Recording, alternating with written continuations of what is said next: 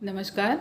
मैं डॉक्टर लता अग्रवाल भोपाल से प्रतियोगिता में दिए हुए विषयों के अंतर्गत बेवफाई विषय पर अपनी कविता प्रस्तुत कर रही हूँ।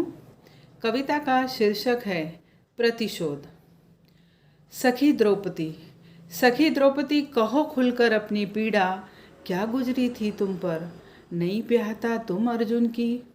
एक पल में कुंती के कहने भर से 5 पतियों की अर्धांगिनी बना विभाजित कर दी गई 5 पुरुषों में। कहो यज्ञसेनी, कहो यज्ञसेनी, उस रोज कैसे खंड खंड हुआ था स्त्रीत्व तुम्हारा। तुम्हारे अपने जीवन का ऐतिहासिक निर्णय और किसी ने तुम्हारी इच्छा अनिच्छा जानना भी उचित नहीं समझा। कैसे सहा होगा वज्राघात। हे कृष्णा, हे कृष्णा, कहो कैसे बांटी तुमने अपनी संवेदनाएं 5 पुरुषों में। कैसे बांटी तुमने अपनी संवेदनाएं 5 पुरुषों में। एक पति के स्पर्श से, एक पति के स्पर्श से दूसरे पति के स्पर्श को कैसे रखा अछूता। जब जब बदलते थे अंक, जब बदलते थे अंक, तब क्या तुम रह पाती थी सहज। है सौंदर्य की हस्ताक्षर, क्या मिला तुम्हें, क्या मिला तुम्हें उत्तर। प्रतिव्रता नारी को पूजने वाले समाज ने क्यों नहीं उठाई आवाज।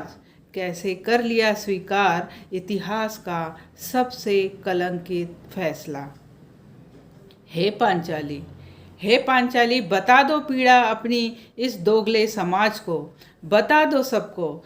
कैसे पिघला था तेजाब हृदय में, कैसे पिघला था तेजाब हृदय में, जब कर्ण ने तुम्हें 5 पतियों वाली वेश्या कहा था।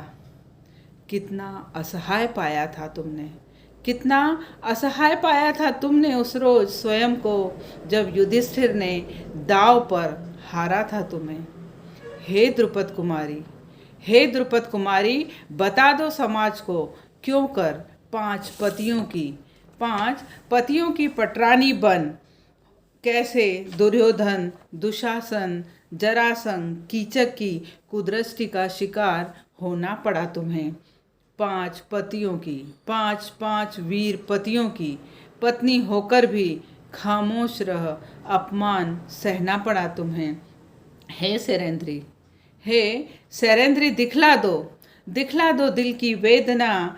कुरुवंश की सभा में, कुरुवंश की सभा में कैसे चीख चीख कर मांगी थी दुहाई अपने सम्मान की। कुरुवंश की सभा में कैसे चीख चीख कर मांगी थी दुहाई अपने सम्मान की। फालिस मार गया था, फालिस मार गया था संपूर्ण सभा को। द्रोण, भीष्म, कृपाचार्य, धृतराष्ट्र, यहाँ तक कि नीतिकार विदुर का नीति सागर भी सिमट गया था कैसे। यही दुराचार, यही दुराचार यदि धृतराष्ट्र की आत्मजा दुश्ला और कुलवंश गुरु द्रोणाचार्य की सुता जयति संग होता, तब भी क्या सभा यूं ही मौन रहती। हे कुरुवंश वधु, हे कुरुवंश वधु, काल भले ही त्रेता से कलयुग में परिवर्तित हो गया हो, किंतु हे अग्निगर्भा, आज भी द्रुपद की पुत्रियां रूढ़ियों की अग्नि में रोज नहाती हैं। ब्याह कर आई नव यौवनाएं बिना उनकी सहमति के बांट दी जाती है दायित्वों के छोर से। विवश है आज भी कुलवधुएं खंड खंड जीवन जीने को। क्या घर क्या बाहर, क्या घर क्या बाहर आंख गड़ाए बैठे हैं दुर्योधन, चीर हरण को आतुर है दुशासन। मौजूद हैं आज भी कई युधिष्ठिर, अपने मान सम्मान की खातिर दांव पर लगाने अपनी द्रौपदी को। व्यवस्था